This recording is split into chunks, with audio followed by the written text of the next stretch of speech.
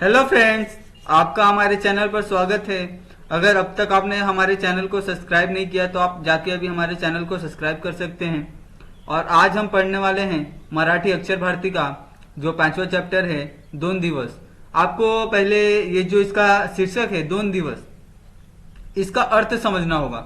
दोन दिवस का अर्थ क्या हो सकता है? अगर आपके सामान्य भाषा में कहें तो 2 दिन, परंतु यहाँ पे जो नारायण सुर्वे जी हैं, जो इसके लेखक हैं, वो क्या बताना चाहते हैं इसमें कि 2 दिवस, 2 दिवस यानी जिंदगी के 2 दिन आदमी के कैसे कोई आदमी 2 दिन कितना सुखी से रह सकता है, कोई आदमी को कितना दुख हो सकता है, यानी अलग अलग लोगों के लिए अलग अलग मतलब ऐसे कैटेगरी के लिए 2 दिन का जो अलग अलग महत्व हो सकता है।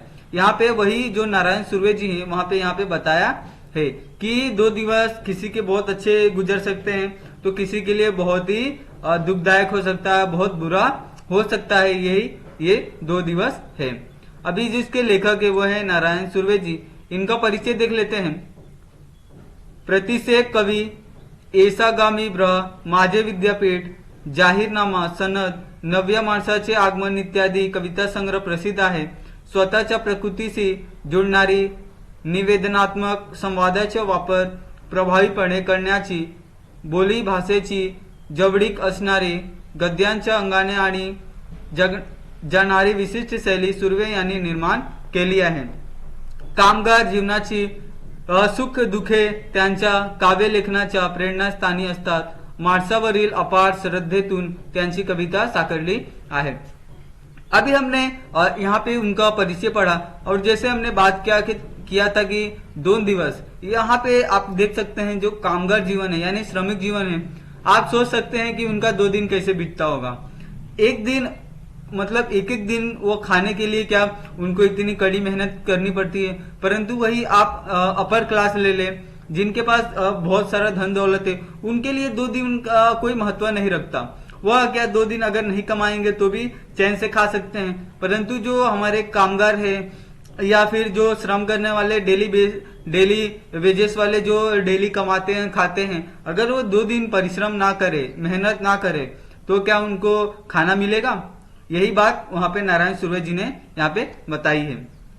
या कवितेतून 2 दिवस वाट पाहणारे गेले, 2 दुखाचे गेले, असे जीवनाचे वास्तव चित्र रेखाटाना भाकरीच्या चंद्र शोधण्यातच जिंदगी बर्बाद झाली असे भीषण जीवनाच्या कवीने मांडले आहे। पण हे सत्य मांडताना जगाच्या या साडेत दुःख पचवून जगण्याची शिकवण आपल्याला मिळाल्याचे हे सूचित करतात। यहाँ पे क्या कोई आदमी कैसा होता है, उसका 2 दिन कैसे चले जाता है मेहनत, यानी एक वक्त की रोटी के लिए उसका जो पूरा दिन है वह चले जाता है। और किसी का क्या है 2 दिन कमाएगा तो पूरा साल भी बैठ के खा सकता है। ऐसे यहाँ पे 2 वर्गों का वर्गीकरण किया है। अभी हम उनकी कविता देख लेते हैं, उसके माध्यम से उन्होंने क्या कहा है।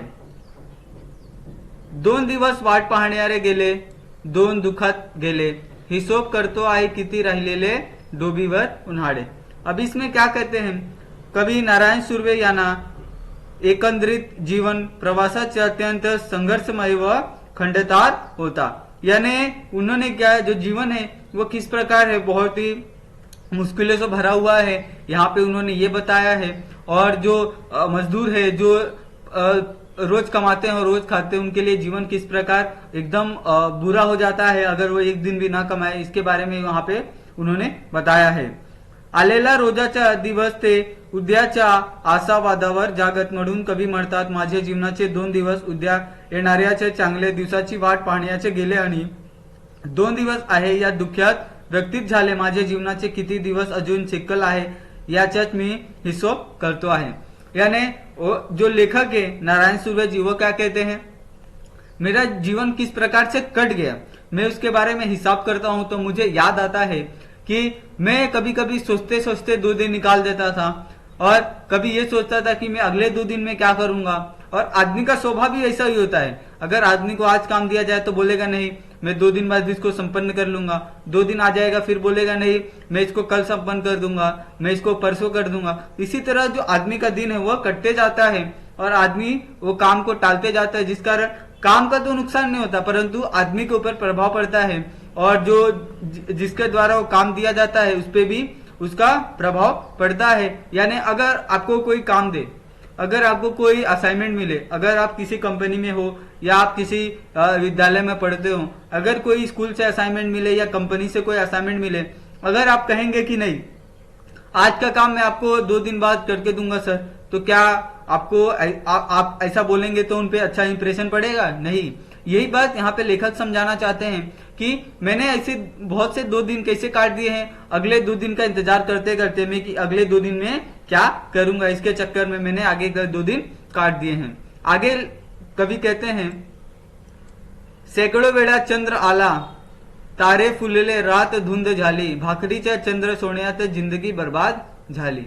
आगे वो कवि क्या कहते हैं, जीवन जगत असताना अवतीभोवती असा अनेक गोष्टी होत्या की त्या हव्यासा वाटत होत्या, पण जीवनाचे वास्तव इतके दाहक होते की त्या कधीच मिळू शकत नाही। त्यांच्या भुक्याच्या तीव्र भावनेत आकाशाच्या सुंदर चंद्र देखील त्यांना भाकरी सारखा दिसतो, म्हणून कवी म्हणतो की मी चंद्राच्या सौंदर्याचा आस्वाद तर कधी घेऊ शकलो नाही, पण माझ्या पोटासाठी भाकरीचा चंद्र मिळवण्यातच माझे सगळे आयुष्य बर्बाद नष्ट झाले। इसमें कवि ने क्या कहा है कि ऐसे इसमें भी मतलब एक वर्गीकरण किया है कि कवि कहते हैं कि अगर आदमी इंसान अगर भूखा रहे तो उसको जो आसमान में दिखने वाली जो चंद्र की रोशनी है वो भी उसको कैसे लगती है, चंद्र भाकरी के समान लगता है गोल गोल, कि मैं इससे अपना पेट भर सकता हूँ। यानी भूखे आदमी को आप कितनी भी कुछ भी कर ले, परंतु उसकी एक ही क्या रहती है कि उसको खाना मिल जाए। उसी प्रकार लेखक कहते हैं कि जो अगर भूखा आदमी है, अगर आसमान में उसे चंद्र भी दिखता है तो भी वो सोचता है कि ये भाकरी समान है, और वह कहते हैं कि मैंने इसी भाकरी रूपी चंद्र को, यानी इसी मतलब मैंने अपना पोषण और किस तरह मेरा पेट भर सके, इसी को मैंने करते करते पूरी अपनी जिंदगी बर्बाद कर ली है। मैंने इसके सिवाय और कुछ नहीं किया है, मैंने सिर्फ कमाया है और खाया है, इसके सिवा मैंने कोई बचत नहीं की है, ना ही आगे के लिए मैंने कुछ प्लानिंग की है। यानी ये भी एक समाज का हिस्सा है कि समाज में ऐसे लोग भी होते हैं। आगे कभी कहते हैं, हे हात माझे सर्वस्व, दरिद्राकडे गणाजच राहिले, कधी माना उचावलेले, कधी कलम झालेले पाहिजे। ऐसा इसमें 2 लाइनों का अर्थ इस प्रकार है कि कभी कहते हैं, कभी म्हणतात माझे हात माझे सर्वस्व आहे, यानी आपका हाथ है ये आपका सबसे बड़ा एक आशीर्वाद कह सकते हैं कि अब जब तक आपका हाथ पैर सलामत है, आप दुनिया का कोई भी काम ऐसा नहीं है कि आप कर नहीं सकते, आप हर काम कर सकते हैं अगर आपके पास काबिलियत है। तो अभी आप सोचेंगे कि मैं ये काम दिया है मुझे ये नहीं कर सकता, परंतु आप अगर यही काम जो करने वाले व्यक्ति हैं उनके पास भी सेम आपके जैसे ही 2 हाथ होते हैं, 2 पैर होते हैं। ये तो नहीं कि वह भगवान होते हैं या फिर उनके पास 4 हाथ होते हैं, अलग बुद्धि होती है, नहीं, वो सिर्फ आपके समान ही होते हैं, परंतु उनके सोचने का नजरिया, काम करने का एक ढंग वो अलग होता है। वही कभी कहते हैं कि हमें भी उस ढंग को अपने अंदर एक संजो के रखना पड़ेगा, उसके अंदर अपने अंदर ढालना पड़ेगा, हमको एक भविष्य के हिसाब से चलना पड़ेगा, आधुनिकता अपने अंदर लानी पड़ेगी। हम वही पुरानी चीजों को ज्यादा टाइम तक नहीं चला सकते। इसके लिए कभी कहते हैं कि जो मेरा हाथ है यही मेरे लिए सबसे बड़ा साधन है, मैं इससे हर कार्य को संभव बना सकता हूं। या हाताच्या सहाय्याने मी अनेक नवीन चांगल्या गोष्टी करू शकतो, पण मी नेहमी या अपरिवितच अडून राहिले। रोजचे जीवन जगण्यासाठी मी माझ्या हातात उपयोग केला, पण कधी कधी दरिद्रात गुंतलेले हात मी मनात उंचावलेले पाहिजे, म्हणजे नवीन काहीतरी करण्याची इच्छा माझ्या मनात निर्माण झाली, पण जसे सभोवतालची परिस्थिती किंवा वास्तवाची जाणीव झाली की असे वाटायचे की माझे हात जणू कोणीतरी छाटून टाकलो आहे, माझ्या सगळ्या आशा उमेद संपून जातात। अभी इसमें यह भी कहा है, एक तो कवि कहते हैं कि जो आपका हाथ है वो आपका सर्वोच्च है, कि आप उस हाथ से आप दुनिया का कोई भी काम कर सकते हैं, परंतु उसमें कवि ने यह भी कहा है अगर आदमी गरीब हो, दरिद्र हो, अगर उसके पास खाने के लिए एक टाइम का रोटी ना हो, उसके पास रहने के लिए घर ना हो, तो उसके जो दोनों हाथ है, जो उसका दिमाग है, वो कभी साथ नहीं दे सकता। उसके मन में, उसके दिमाग में उसके पूरे शरीर में किस बात की सबसे ज्यादा होड़ लगी रहेगी कि मैं किस प्रकार अपना पेट भर सकता हूं, मैं किस प्रकार अपने परिवार का पेट भर सकता हूं। भले ही लोग कितनी भी बातें करें कि तुम्हारे पास तो सब कुछ है, भगवान ने तुम्हें 2 पैर दिए, 2 हाथ दिए, परंतु परिस्थिति आदमी को कहां से कहां ला सकती है।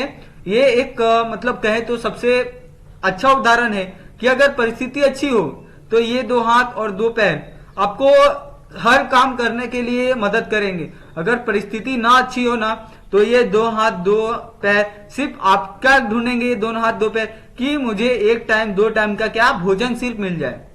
इसके अलावा ये 2 हाथ 2 पैर और अपना मस्तिष्क कुछ नहीं सोचता कि हमें सिर्फ 2 वक्त का खाना मिल जाए। यानी जो दरिद्र लोग हैं, जो गरीब लोग हैं, उन्हें क्या करना पड़ेगा, बेस से उठाना पड़ेगा। यानी पहले उनकी नींव मजबूत करनी पड़ेगी, तब हम ऐसी बड़ी बड़ी बातें उनके सामने कर सकते हैं कि आपको आत्मनिर्भर बनना पड़ेगा, आप आगे चल के ये कर सकते हैं, आप आगे चल के वो कर सकते हैं। परंतु आप बिना किसी मदद के उनके, आप अगर उन्हें किसी प्रकार की मदद नहीं करते, अगर उन्हें इसी हालत पे छोड़ देते हैं, आप कहेंगे कि आप अपने लिए सब कुछ कर सकते हैं, आप यहाँ जाइए वहां जाइए, ये काम करिए वो काम करिए, आप आत्मनिर्भर बन सकते हैं, तो ये असंभव है।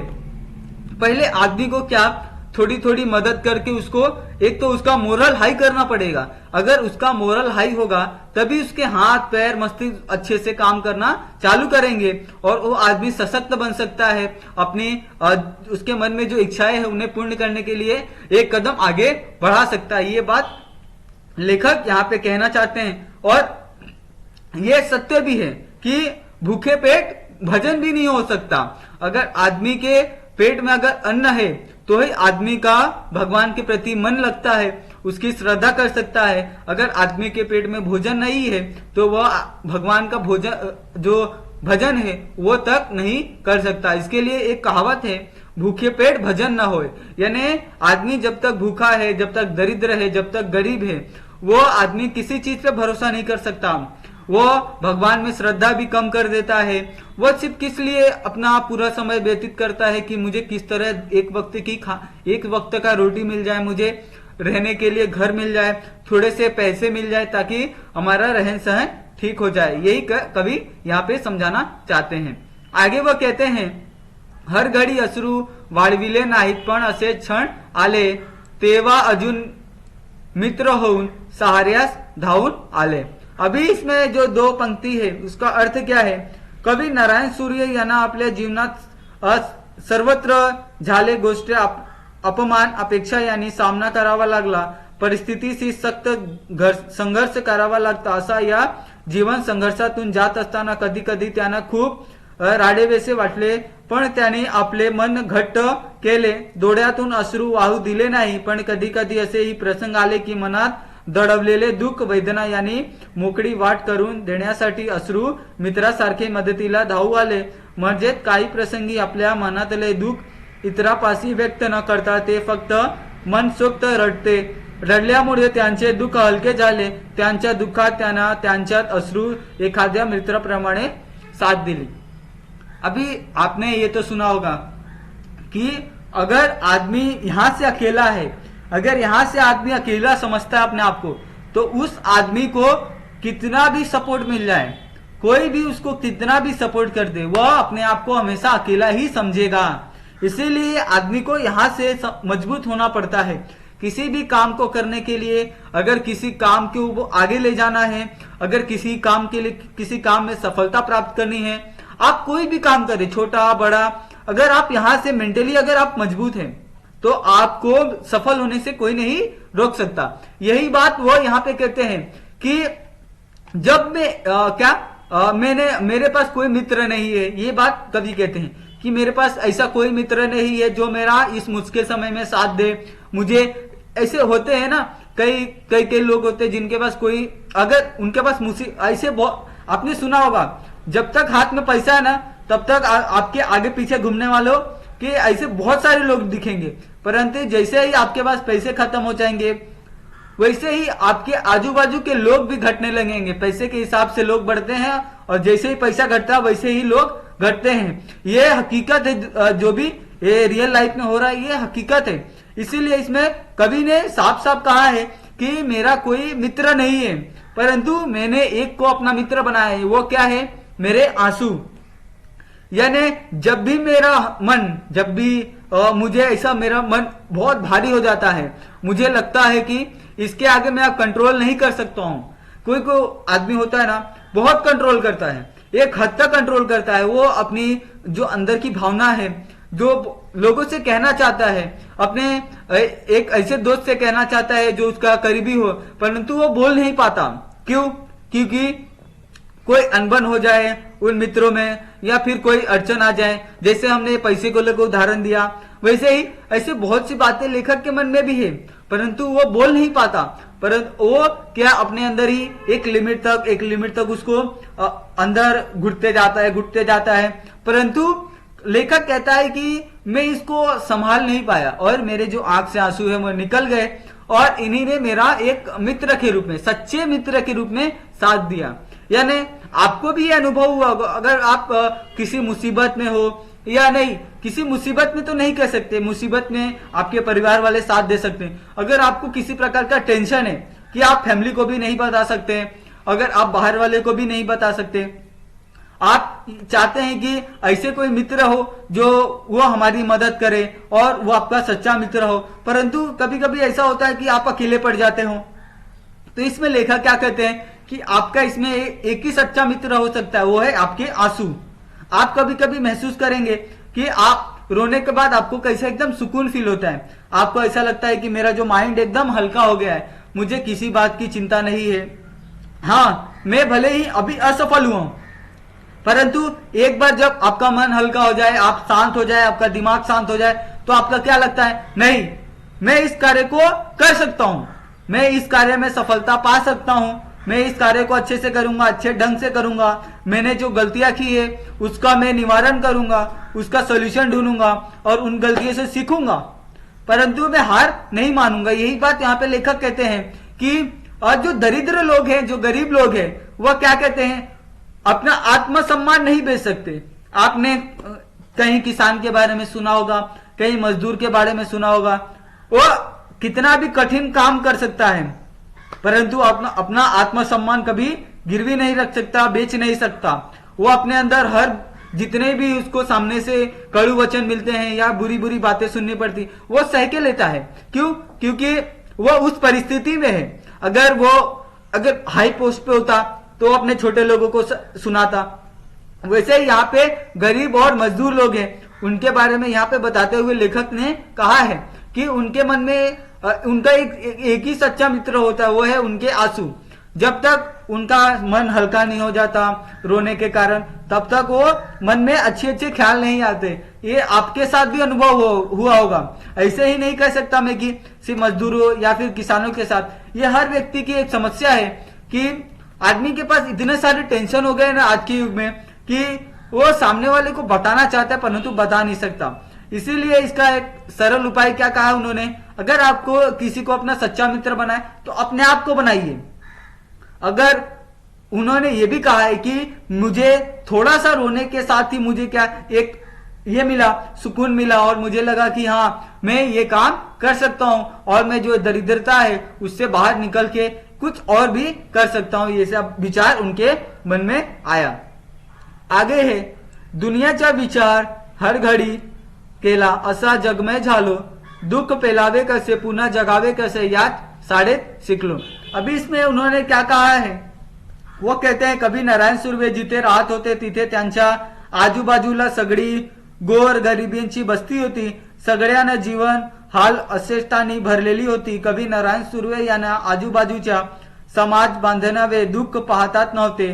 स्वतः दुखी कष्टी असूनही त्यांनी नेहमी इतरांच्या दुःखाचा विचार केला। प्रत्येक क्षणी त्याने दुनियाचा विचार केला।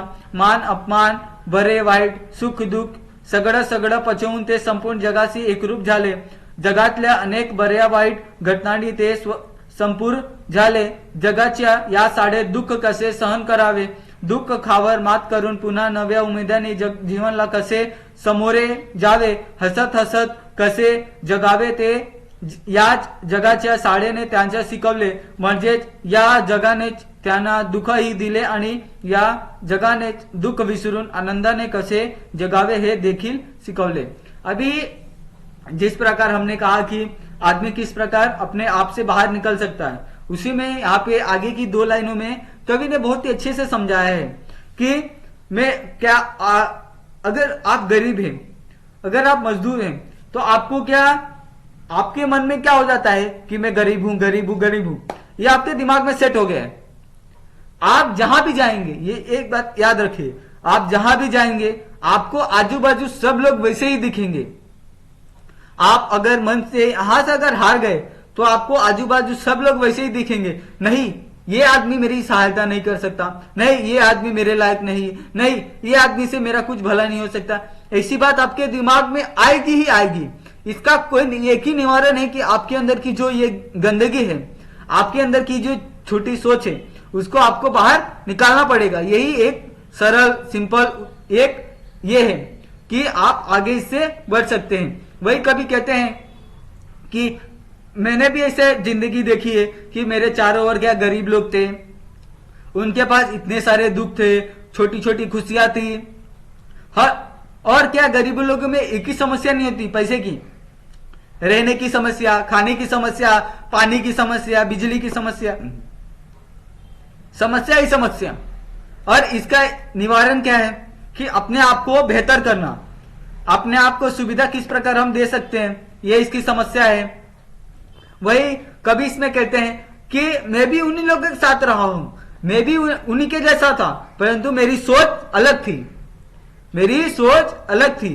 मैंने वहीं पे रहा, मैंने वहीं पे गरीबों को देखा, उनके दुखों को देखा, उनके पास क्या साधन थे मैंने उनको देखा, उनके पास क्या सुख दुख मैंने उनको देखा, मैंने पूरे जग को देखा और मैंने क्या हार नहीं मानी, मैं प्रयत्न करते गया, मैंने उससे निकलने की चेष्टा करती रही, मैं अपने आप को बेहतर बनाता गया, मैंने अपने आप को क्या मैंने अपने आप में स्किल डेवलप किए, ऐसे मैंने कार्य किए जिसके कारण मैं और इस दुनिया को क्या कहता हूं, एक साला कहता हूं।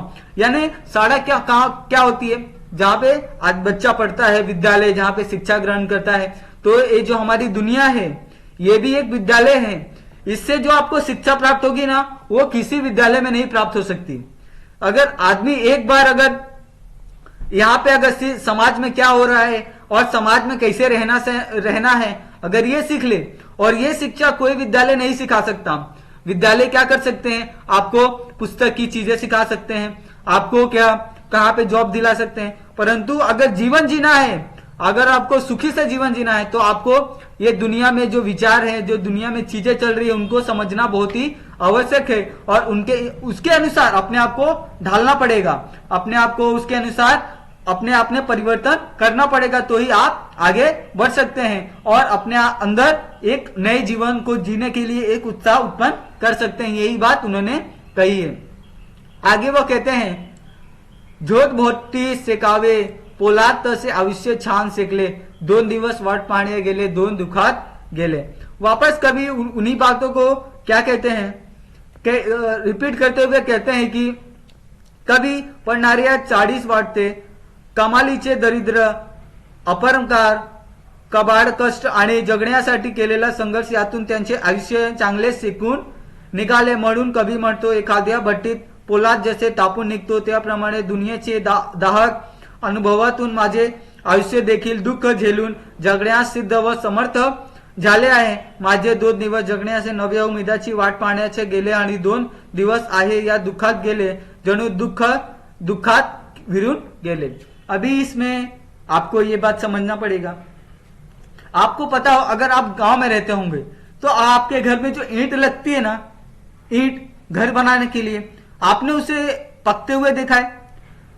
जब वो कच्ची रहती है तो क्या एक नरम मिट्टी रहती है, उसको मिट्टी को क्या पानी में डाल के सानते हैं, यानी जिस प्रकार आटा गुना जाता है उसी प्रकार उसको गुना जाता है। फिर ईंट के साचे में, यानी लकड़ी का एक साचा होता है, जिस टाइप का अगर आपको ईंट चाहिए, उसमें उसको मिट्टी को भरा जाता है और उसको पकाया जाता है आग के ऊपर, कि जब तक वो पक न जाए, जब तक वो एकदम कठोर ना हो जाए, जब तक एकदम पत्थर के समान ना हो जाए, तब तक उसको पकाया जाता है, तब उसको घर में लगाया जाता है और वो घर में लगने के बाद कई सालों तक आपका साथ देता है। ये बात आपको पता है। उसी प्रकार इंसान को भी उसी प्रकार बनना होगा। जो दुनिया है इससे हमेशा सीख लेनी पड़ेगी। आपका इसमें तप होगा, आपकी इसमें परीक्षा ली जाएगी दुनिया में, और किस प्रकार इस दुनिया से, इस तप से, इस संघर्ष से आपको बाहर निकलना है, यही तो एक सीखने की चीज है। अगर आप इसको सीख जाएंगे तो आपका जो दुख वाला जीवन है एक झटके में खत्म। कोई आपको पीछे नहीं कर सकता।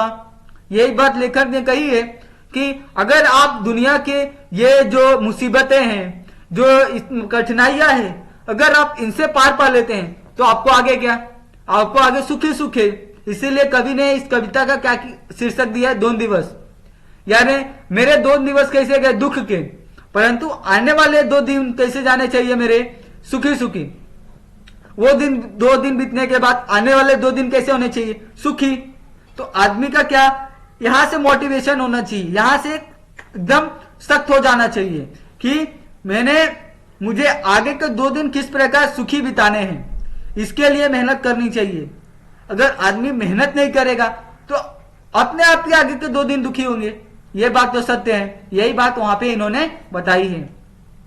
इसमें एक शब्दार्थ है बर्बाद होने, यानी वाया जाने। हर घड़ी यानी प्रत्येक वेड़ी, सेकड़े यानी तापड़े।